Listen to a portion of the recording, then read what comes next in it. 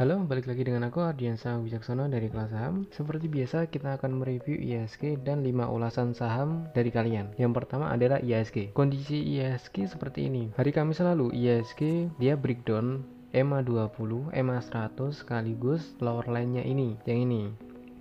Akan tetapi penurunannya masih ditahan oleh demand areanya yang ada di sini. Nah, dia kan sempat turun nih pada Jumat kemarin. Terus akhirnya dia naik. Ini cukup oke sih. Akan tetapi diharapkan IHSG kembali naik di atas EMA 100 untuk lebih baiknya. Kalau ternyata dia naik hingga upper line-nya ini dan dia mantul turun ke bawah, itu kurang bagus. Kalau untuk weekly ini menunggu candle konfirmasi apakah candle berikutnya itu akan kembali turun menguji EMA 100 di chart weekly-nya atau enggak. Oke, sekarang kita cek dari foreign flow-nya. Yang anehnya ketika IHSG mengalami penurunan mulai dari sini hingga sini, ini yang cukup besar sih, hingga minus 2,1%. Akan tetapi selama penurunannya ini asing cenderung akumulasi. Skenario-nya gini, ini penurunan ini karena adanya news dari global. Mungkin teman-teman yang udah cek beritanya udah familiar nih sama berita tersebut, akhirnya membuat IHSG ikut mengalami penurunan, tetapi asing masih akumulasi. Menurutku asing menunggu momen ini untuk kembali membeli saham-saham di Indonesia dengan harga yang lebih murah, sekitaran sini. Ini kan cukup murah nih untuk diakumulasi lebih tinggi lagi. Jadi asumsiku untuk IHSG kalau dia bisa balik di atas EMA 100 itu bagus, tapi kalau dia naik terus dia turun itu kurang bagus. Saham yang pertama yaitu saham Buka. Untuk saham Buka ini ada yang menarik. Kenapa? Karena pada saat IPO ini cukup booming karena 3 hari berturut-turut mengalami kenaikan hingga atau rejection atas, akan tetapi pada hari ketiga dia mengalami penurunan hingga menyentuh titik terendahnya yaitu 775.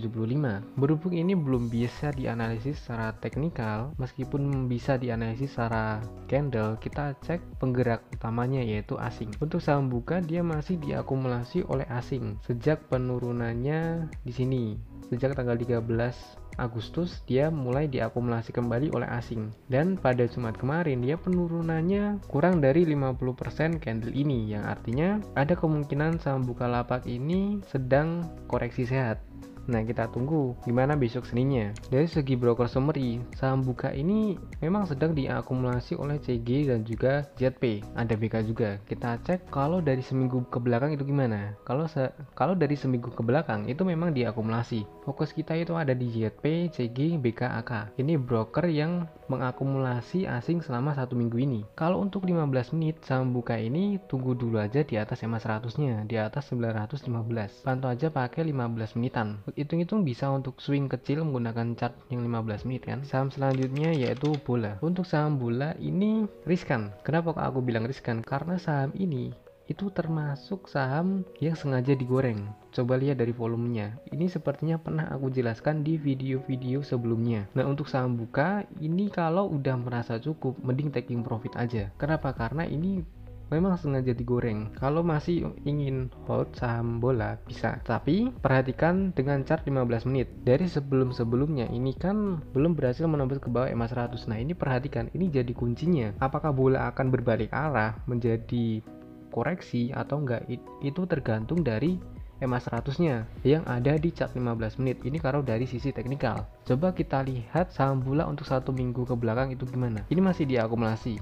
Tetapi coba kita lihat Jumat kemarin, memang masih diakumulasi, cuma ini rada rawan. Saranku, kalau kamu udah punya di harga bawah, pasang automatic order atau trailing stopnya pakai EMA 100 yang ada di chart 15 menit. Tapi kalau kamu baru beli di deket-deket ini, siap-siap kalau ini terjun ke bawah, itu siap-siap CL. Saham selanjutnya yaitu BMTR. Untuk BMTR ini memang sedikit unik. Kenapa? Karena banyak transaksi yang ada di sini. Tapi kalau kita lihat transaksinya itu hanya mengakumulasi. Nah, di news kan udah keluar nih, Pak Lokengkong sengaja membeli BMTR. Mungkin teman-teman bisa melihat beberapa beritanya. Cuma kalau dari sisi teknikal ini kurang begitu bagus. Kalau kita lihat dari broker summary-nya gimana? Untuk Jumat kemarin itu kurang bagus, distribusi oleh YP. Untuk 1 minggu ke belakang gimana?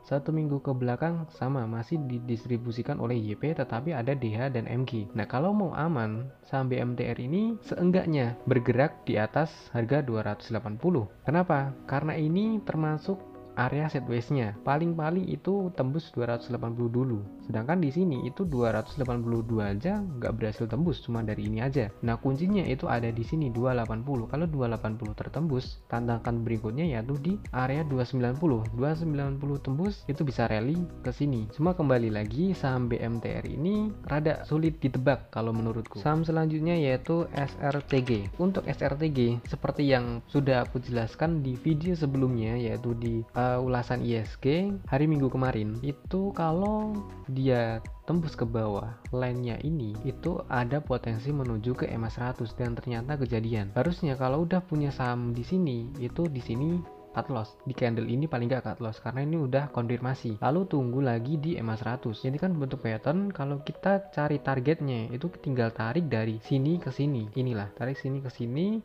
lalu kita pindahkan ke sini. Paling nggak targetnya itu ada di sekitaran ini 1275 seenggaknya, tapi dia masih ada penanya di EMA 100. Kemungkinan dia akan retest ke EMA 20 nya dulu. Dari broker summary-nya ini masih diakumulasi oleh AK. Coba kita lihat satu minggu ke belakang gimana.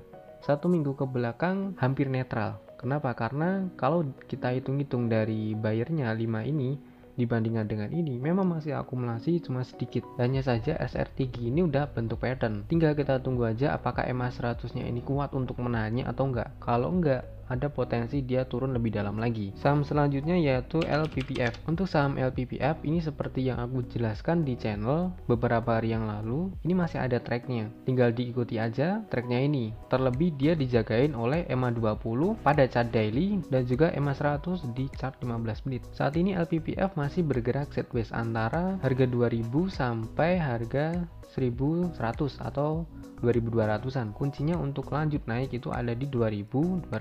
Kalau dia mampu naik, ada kemungkinan dia akan menguji resistennya yang ada di sini di 2400. Kita cek dari broker summary-nya LPPF dari seminggu ke belakang, ternyata masih diakumulasi oleh KI, AI, BK. Terlebih yang paling banyak itu KI. Pantau aja broker KI ini.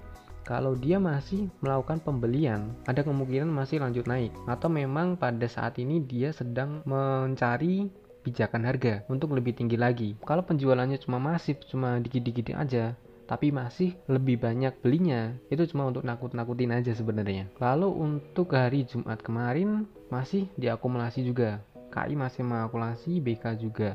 Nah, ini tinggal nunggu waktunya. Kalau break 2200 itu bagus. Sekian dulu pembahasannya, semoga ini membantu. Like jika suka, kalau ada pertanyaan silahkan tinggalkan di kolom komentar. Jangan lupa subscribe dan aktifkan lonceng notifikasinya supaya kamu tahu kalau aku upload video baru. Terima kasih.